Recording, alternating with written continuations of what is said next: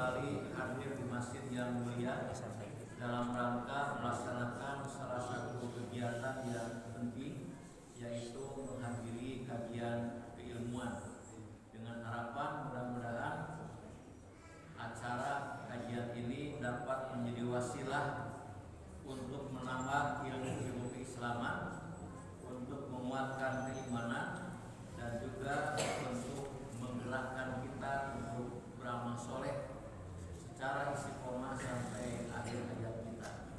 Dengan harapan semoga kita bisa mengisi hidup dan mengakhiri hidup nanti dengan predikat husnul khotimah.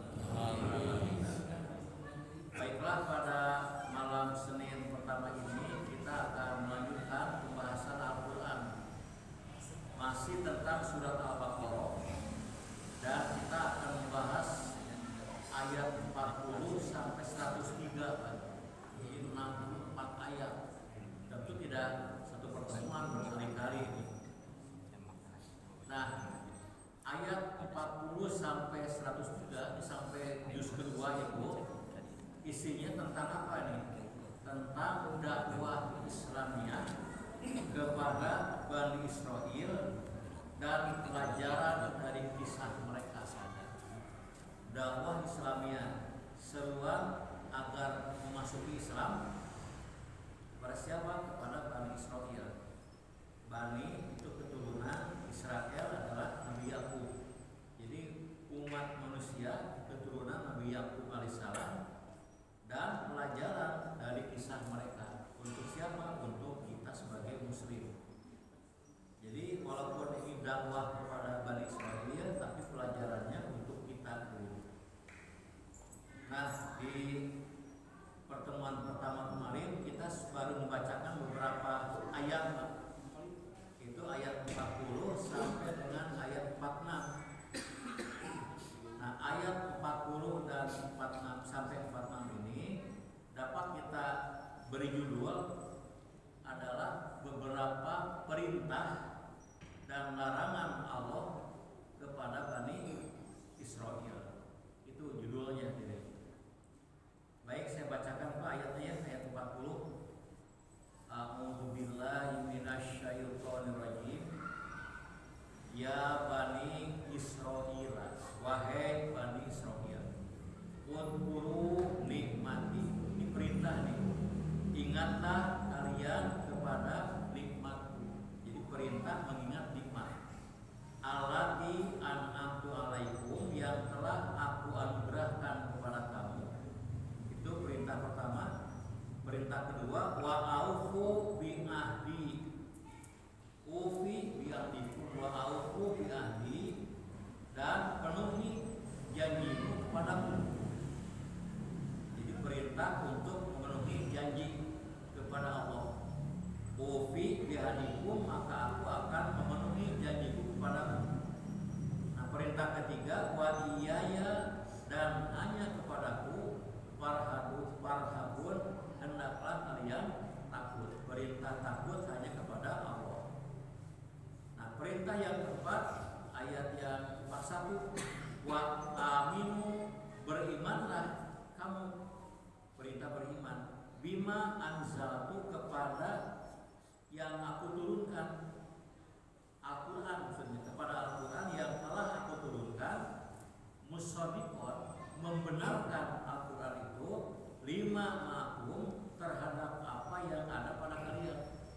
Jadi Al-Quran isinya membenarkan Taurat yang sudah ada pada mereka, yang turun kepada Musa dan dipegang menjadi pedoman hidup Bani Israil. Nah, ini perintah keempat.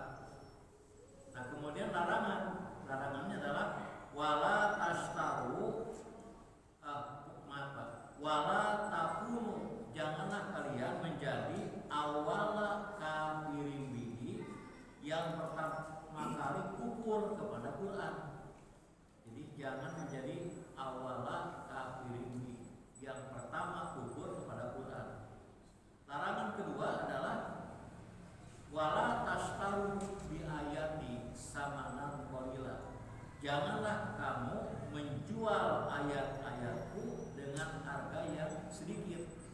harga yang murah. Nah, kemudian perintah lagi, wa iyaya, dan hanya kepadaku fattaqun, hendaklah kalian bertakwa. Nah, kemudian larangan berikut, Pak. Itu juga malah apa kayak panjangnya banyak. Enggak apa-apa lah. Larangan yang berikutnya adalah wala talbisul haqqo bil batil. Wala talbisu, janganlah kamu mencampurkan al-haqqo bil batil, benar dan salah.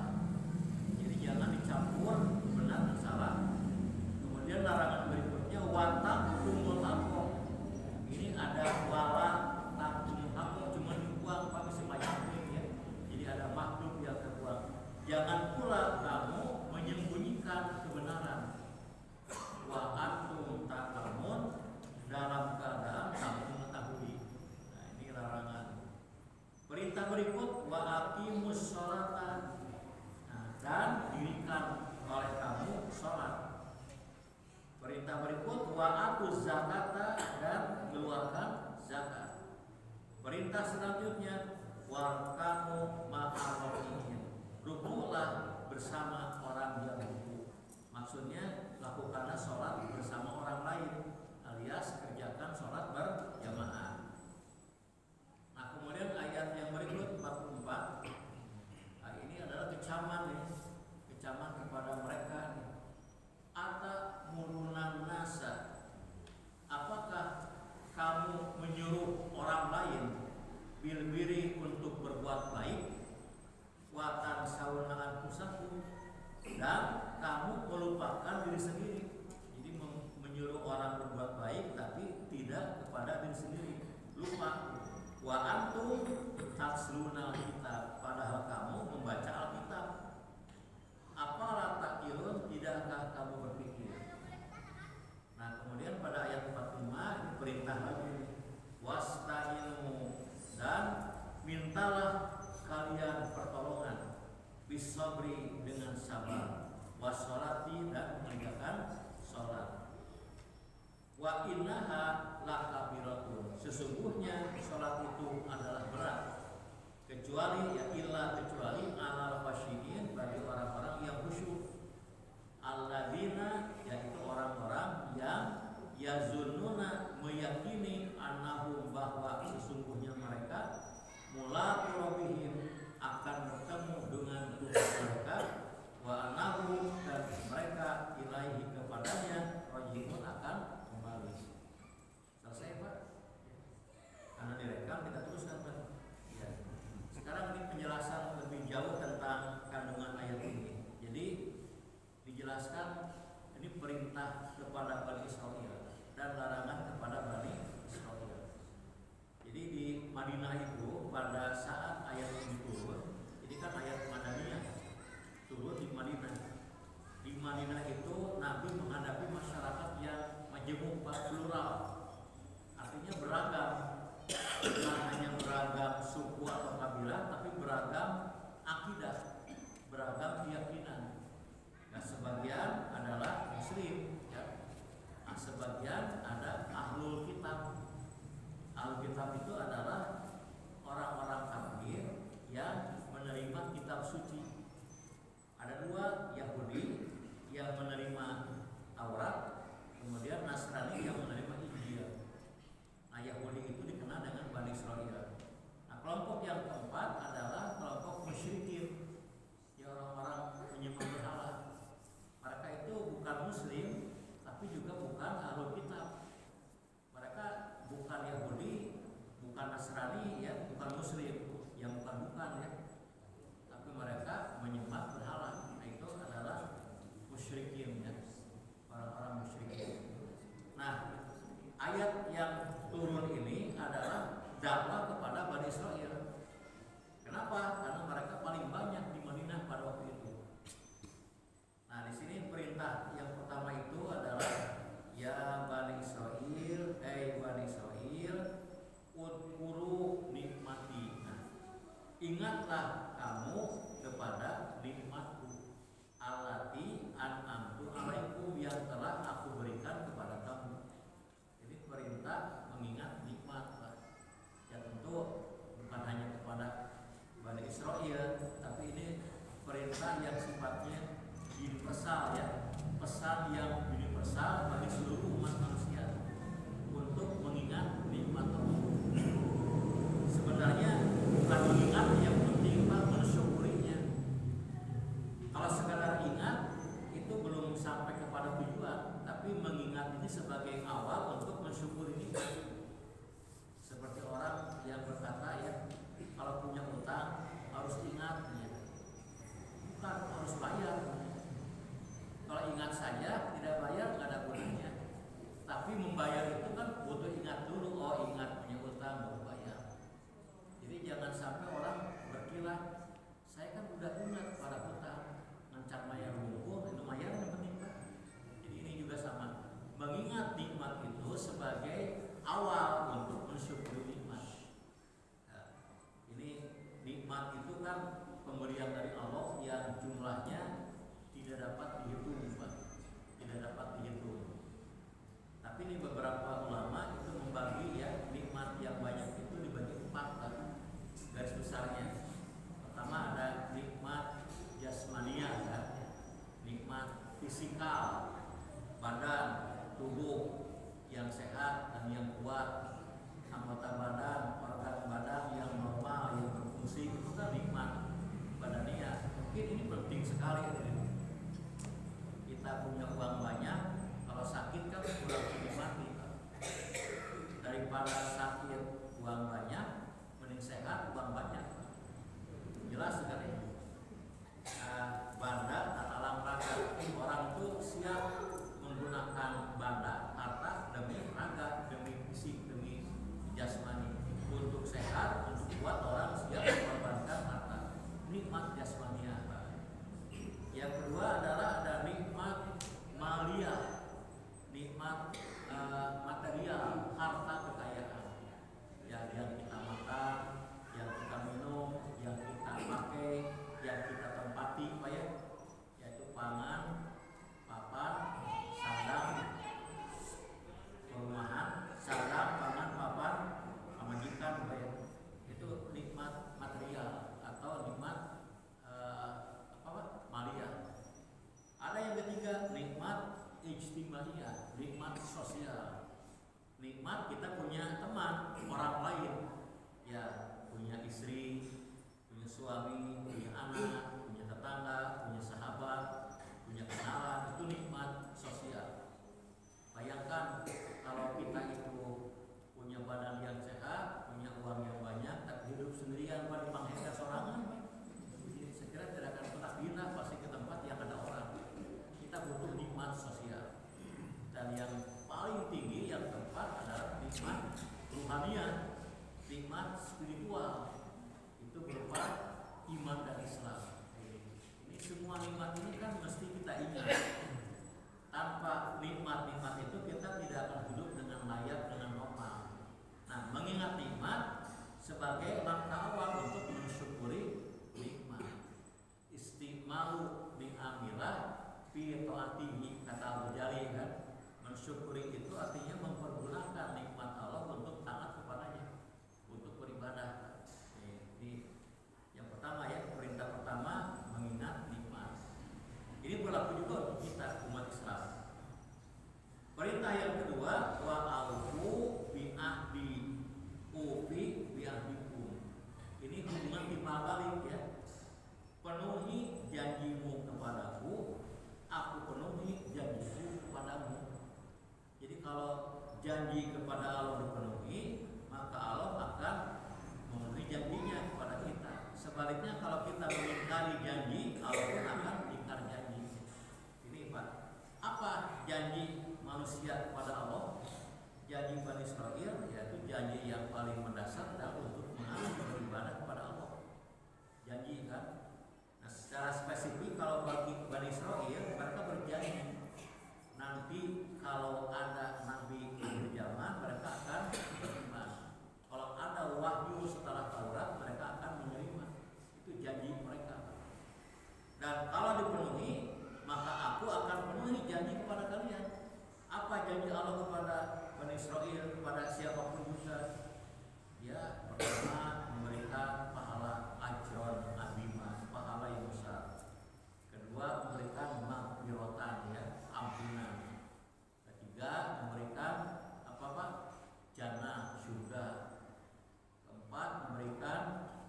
hewannya. Pokoknya Allah akan memenuhi janjinya kepada orang yang memenuhi janjinya. Nah, kemudian perintah yang keberapa nih? 3 apa ya? Baru 2, baru 4, 3 sekarang ya. Yang ketiga, wa iyaya farhabun, dan hanya kepadakulah kalian harus takut. Ini kenapa pakai hanya?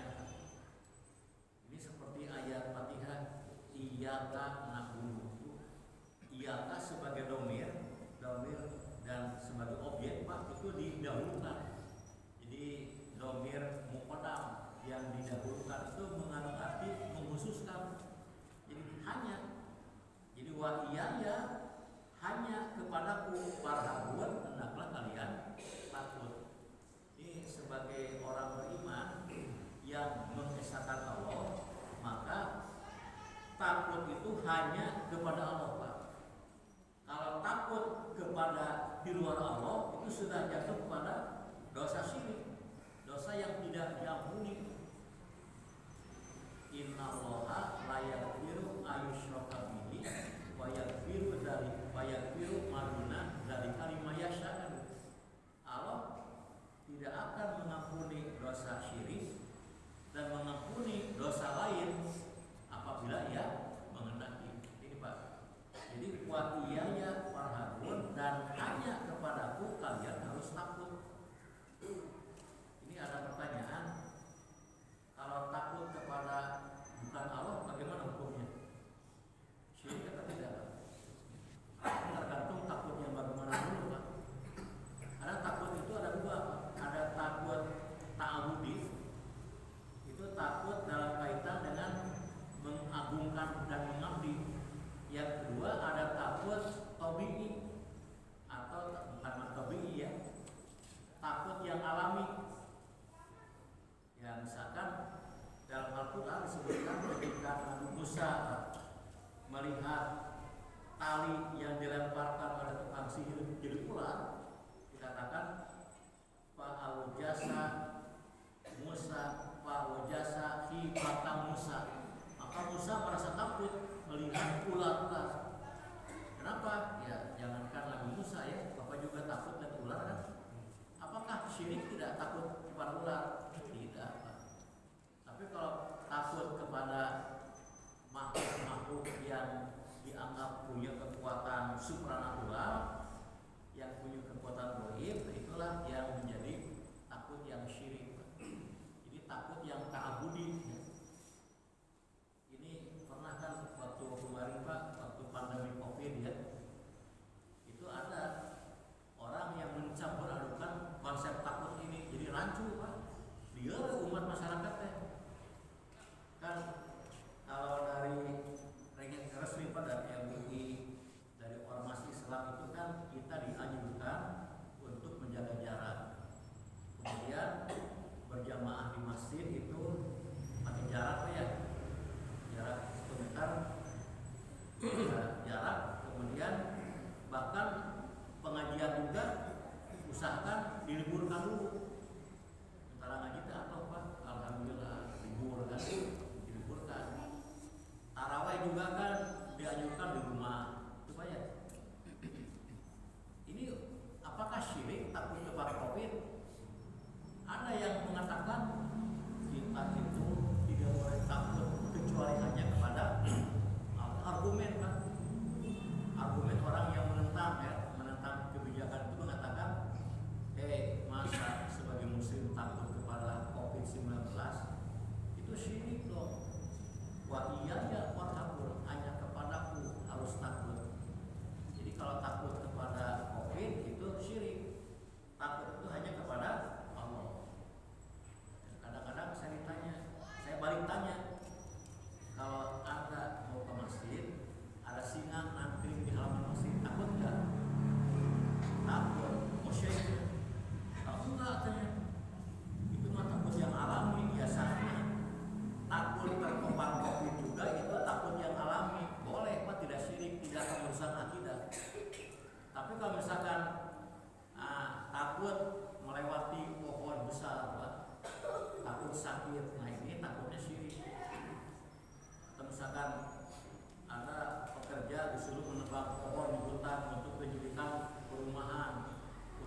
menunjukkan jalan layang misalkan, wah takut menebang hutan, pohon-pohon ini banyak yang menunggunya, nanti saya akan binasa, itu syirik Pak.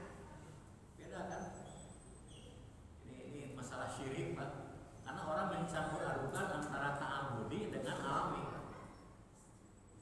Sama halnya dengan beberapa hari lalu saya mendapat ini Pak, ada video di YouTube Pak. Ada seorang dai, saya tidak menyebut namanya, Bapak banyak kenal mungkin ya, banyak yang mengidolakan sih. Ada seorang dai dari Jawa Timur Tengah ya, yaitu yang mengatakan bahwa kalau kita bepergian membawa keris, membawa batu ali, jimat lah, tidak syirik. Agar kita aman, bawa jimat boleh. Sama dengan orang berangkat ke kota bawa ATM kan tenang ya. Kalau bawa ATM tenang Pak ya, butuh uang tinggal pergi kan gesek keluar duitnya. Bawa handphone tenang kan. Kalau kita berangkat tidak bawa handphone, nggak bawa ATM, menjadi gelisah, takut. Itu kan tidak syirik. Sama juga kalau kita membawa keris, bawa jimat, hati tenang. Kalau ketinggalan jimat hati gelisah, tidak syirik juga. Nah ini beda sekalian ya. Ini tidak bisa bedakan tentang apa? Tentang rasa aman yang ta'abudi dengan yang alami, yang tabi'i. Jadi kalau kita pergi bawa handphone tenang, itu alami Pak. Karena handphone punya fungsi untuk alat komunikasi, membuat kita tenang kan. Kalau kita berangkat ke tempat tertentu bawa ATM, kenapa tenang? Sebab secara alami ATM itu adalah tabungan kita kan. Kita butuh duit tinggal datang, tinggal digesek keluar. Itu kan sifatnya alami. Sekarang kalau misalkan kita bawa batu ali, kira-kira itu sebabnya Pak, kenapa batu ali membawa ketenangan? Ini pasti ada kekuatan goib. Itu syirik di sana. Kan tidak begini, sama aja kalau kita bawa bekal tenang, kalau lapar dimakan aja. Bawa batu ali lapar tinggal dimakan kan nggak dimakan. Tidak dimakan, batu ali itu ada kekuatan goib di dalam batu. Ini yang membuat syiriknya Pak. Di sini titik persoalannya. Ini Pak, sayang kita banyak yang tidak bisa membedakan. Ini banyak contoh Pak. Contoh lain seperti orang yang berobat ke dukun, katanya tidak haram, tidak syirik, karena bukan dukun yang menyembuhkan, Allah benar Pak, juga benar Pak.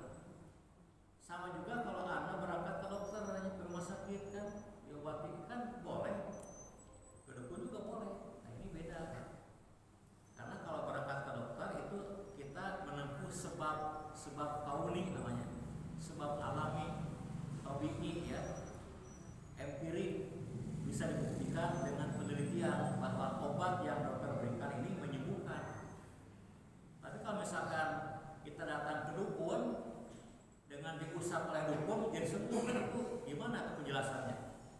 Penjelasan secara empiriknya kan nggak ada buktinya. Atau kudu mencit hayam tercager kan, ambulan apa? Dipindahkan penyakitnya kepada domba sama harusnya domba sehat jadi kering Pak, dipindahkan penyakit. Dan itu mustahil kan penyakit dipindahkan. Kalaupun bisa itu dolim ke binatang. Nah ini sisi ini Pak yang menjadi sisi ini Allah. Jadi kembali ke ayat ini, wa iyaya farhabun, dan hanya kepadaku kalian harus takut. Ya, takutnya yang sifatnya ta'abudi Pak. Ya takut yang berkaitan dengan penghambalan dan pengabdian. Jadi kalau kita misalkan makan sembarangan takut sakit, tidak syirik Pak. Kita misalkan tidak mau begadang takut flu, itu tidak syirik. Atau kita misalkan tidak pergi ke sawah takut ular, tidak syirik. Tidak berangkat ke hutan takut harimau, tidak syirik Pak. Tapi kalau kita misalkan saya tidak berani melewati pohon itu, takut dipukul, anu cicing dirinya, itu syirik Pak. Itu beda.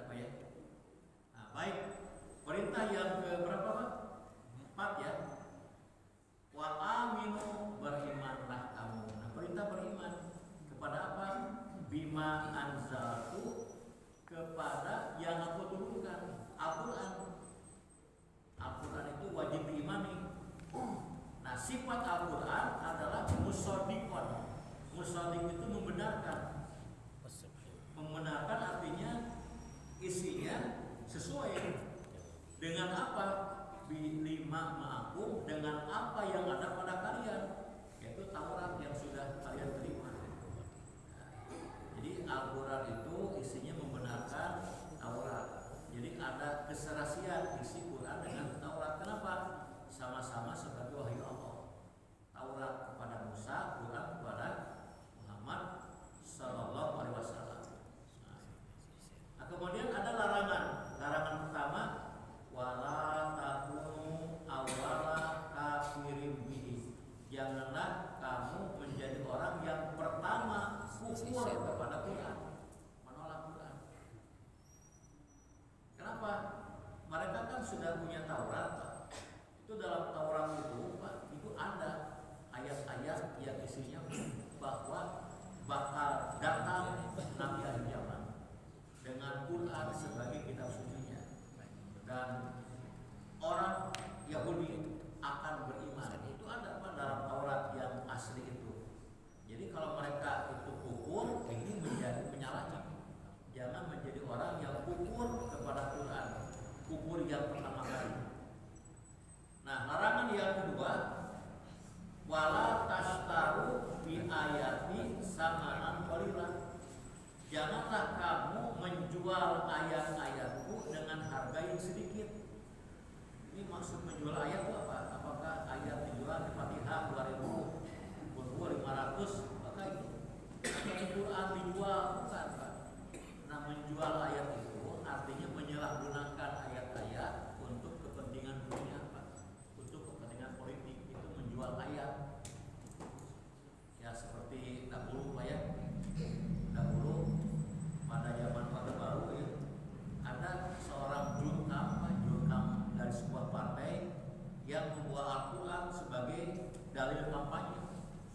Mereka menggunakan alifnya, Pak, surat Al-Baqarah, wala taqrabu hadhis syajarah fatakuna minaz zalimin. Masih ingat ayat apa ya? Ini larangan kepada Adam Hawa, jangan mendekati pohon ini, nanti kamu jadi orang yang zalim. Ada seorang jurkam, Pak, dari partai tertentu yang membawa pohon beringin. Janganlah kalian mendekati, apalagi memilih pohon ini, nanti kalian zalim. Ayatnya benar, cuma salah menggunakan. Itu menjual ayat. Tujuannya adalah agar partai dia dipilih, partai ini ditinggalkan. Nah, jurkam partai ini juga bisa pakai Quran dalil, Pak, membela diri. Dia menggunakan surat At-Tahrim ayat 6. Ya ayyuhalladzina amanu qu anfusakum wa ahlikum nar. Hai orang-orang beriman, jagalah diri kalian dan keluarga dari orang yang bernama Naro. Naro dan partainya. Itu dalil, Pak, untuk menyerang nomor 1. Nomor 3, Pak, tidak diserang pada saat etik, teman. Dulu minoritas kan ya. Ada lagi, Pak, Al-Fatihah dipakai kampanye. Di dalam Al-Quran, Al-Fatihah terakhir dikatakan ada 3 golongan manusia. Pertama adalah an'amta alaihim, yang mendapat nikmat. Nomor 1 mendapat nikmat. Nomor 2 maghdub, yang dimurkai. Nomor 3 yang dolim, sesat. Pilih yang mana? Yang mendapat nikmat. Itu menjual ayat-ayat dengan harga yang murah. Dilarang. Ini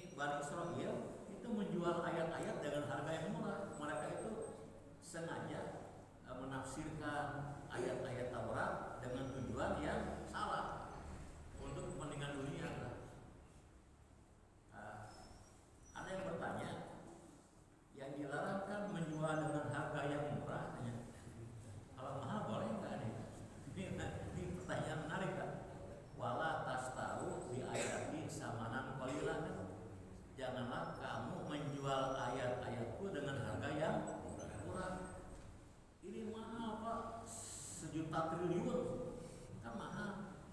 Ini Buya Hamka menjawab ini, Buya Hamka nih, kata Buya Hamka, walaupun dijual dengan dunia sisinya murah, jadi dunia dan isinya itu murah Pak, dibandingkan dengan kebenaran, dengan ayat Quran sebagai kebenaran itu jauh lebih mahal daripada dunia dan isinya.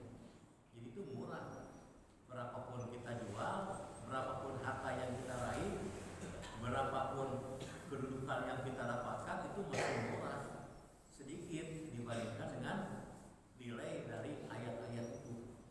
Ini, Pak. Jadi yang mahal juga itu anggap murah Pak, sedikit. Dan pada ayat terakhir, ujung ayat ini perintah lagi Pak, wa iyaya, dan hanya kepadaku. Jadi wa iyaya itu kalau disimpan di depan jadi hanya kepadaku, fattaquni, hendaklah kalian bertakwa. Perintah takwa kepada Bani Israil. Nah baik Pak, ayat berikut. Nah ini larangan.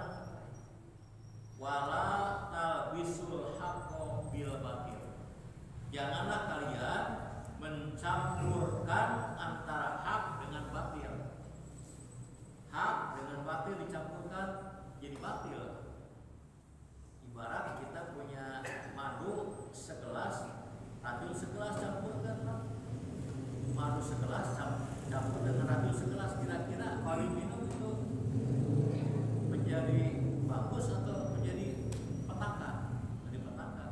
Kenapa racun yang bisa menghancurkan madu? Nah, batil dengan hak nggak boleh dicampurkan maka yang batil akan dominan, yang hak akan menjadi resesif, yang batil menjadi unggul, yang itu jadi kalah Pak yang benar. Jadi larangan mencampur adukan yang benar dengan yang salah. Ini Bani Israil Pak yang melakukan ini. Nah ini kita pun sebagai umat Islam dilarang. Sebagai Muslim tidak boleh kita mencampur adukan hak dengan batil. Tauhid dengan syirik jangan digabungkan. Ya misalkan ada orang Pak yang berdoa Pak, menggunakan doanya itu tauhid Pak, pakai bismillah, alhamdulillah, baca sholawat, tapi kesananya tiba-tiba menyebut ada apa? Ada Syekh Abdul Muhyi, ada Syabdul Qadir, ada macam-macam. Jadi syirik, tauhid dan syirik digabungkan, ini jadi membahayakan. Ini mencampur adukan antara benar dan salah. Mencampurkan antara sunnah dengan bid'ah juga itu. Jadi amalan sunnah dan bid'ah dicampurkan. Mencampurkan antara halal dengan haram. Kita berdagang Pak, ada beras, ada gula, ada sembako kan lengkap. Tapi juga kita menjual apa nih? Menjual rokok ya, sabu, menjual miras, menjual sabu-sabu. Ini mencampur adukan hak dengan batil, jadi haram. Atau misalkan dalam akhlak, dalam perilaku, mencampur adukan antara jujur dengan curang. Jujurnya ada, curangnya banyak, ya. Kan kita ada orang yang kondisi jujur ya, tapi sawareh jujurnya, sawareh curang kan. Jadi mencampur adukan hak dan batil ini dilarang dalam Islam. Berikutnya watak tumul haqqo, dan jangan menyembunyikan kebenaran. Wa antum ta'lamun, padahal kamu mengetahui. Kalau tidak tahu nggak apa-apa. Ini kalau tahu Pak, jangan menyembunyikan kebenaran, padahal kamu mengetahui. Ini contoh Pak, kalau di dalam perilaku Bani Israil, di dalam kitab Taurat juga Zabur juga Injil Pak, itu ada Pak nama Muhammad itu ada nama Muhammad disebut sebagai Nabi akhir zaman, itu ada dalam Taurat yang asli, tapi mereka hapus Pak, disamarkan, dihapuskan sehingga tidak ada nama itu di dalam kitab Taurat. Itu menyembunyikan kebenaran. Kenapa? Karena mereka menolak beriman kepada Nabi Muhammad SAW. Tapi kalau orang yang cerdas Pak masih bisa menangkap kebenaran di dalam kitab-kitab lama itu, meskipun sudah samar, masih ada.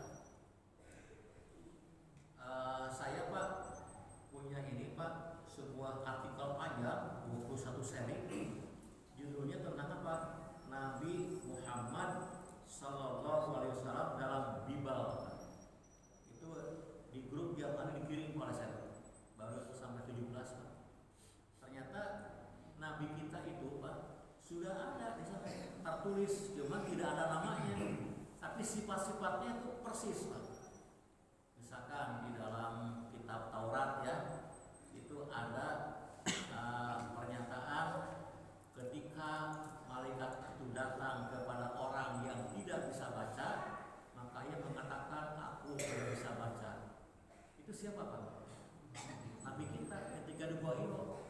Cuman di kitab itu Muhammadnya dibuang. Itu Nabi Yesaya Pak yang mengatakan. Yesaya itu nama Nabi Pak di dalam. Kalau orang Kristen tahu Yesaya itu Nabi Yesaya, Nabi Jeremia, Nabi Habakuk, Nabi Hezkiel, Nabi-nabi dalam kitab Taurat.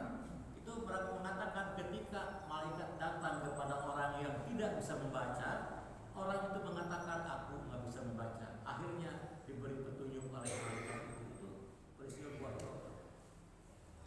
Nah, kemudian juga dan orang yang gegah itu memimpin pasukannya 10.000 masuk ke sebuah kota yang merdeka. Itu ketika Futuh Mekah. Itu ada. Wahyu pertama di Gua Hiro, Futuh Mekah juga ada. Kemudian tentang Isra Mi'raj, hijrah ada Pak. Nah, cuman kalau orang Nasrani yang sekarang pegang kitab itu menolak. Ini bukan untuk Muhammad, ini mau untuk orang lain aja, Pak. Padahal itu asli untuk Nabi kita. Namanya nubuat, Pak. Nubuat itu artinya apa ya? Prediksi akan kedatangan Nabi hari kiamat. Nah, itu disembunyikan oleh